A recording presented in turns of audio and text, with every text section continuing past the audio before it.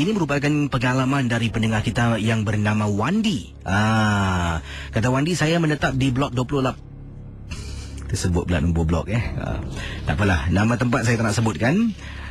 Blok berapa, yalah, kalau tadi terdengar lah.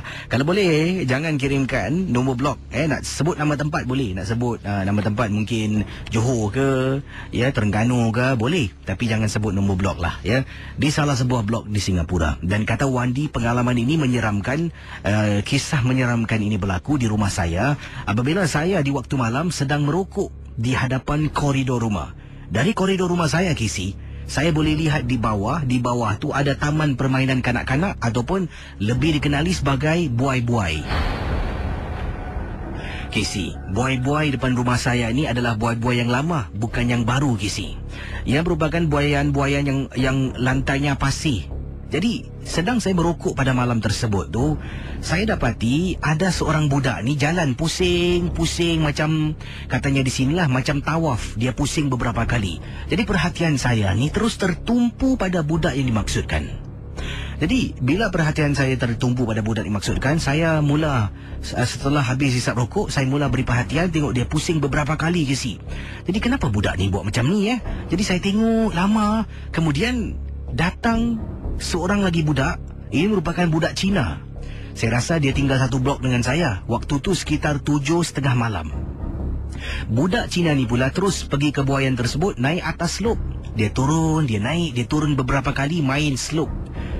Yang hairan, budak perempuan tu berdiri di tepi slope untuk beberapa saat.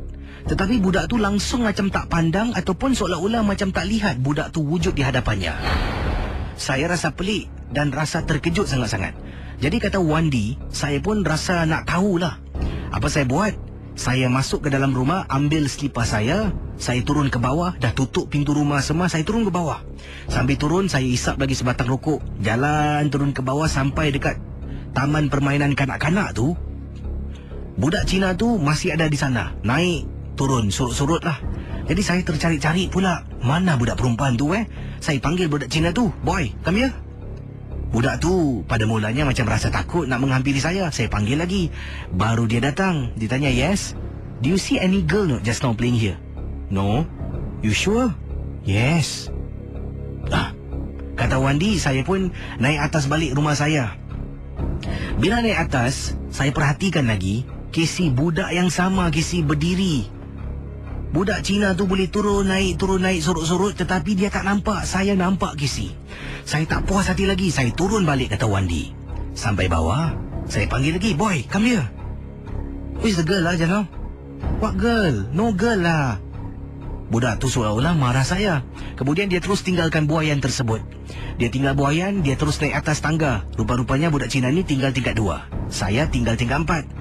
Saya tengok belakang, tak ada budak tu lagi, rasa seram. Saya naik tangga, sebelum masuk rumah saya, sempat saya jenguk lagi dekat buayan.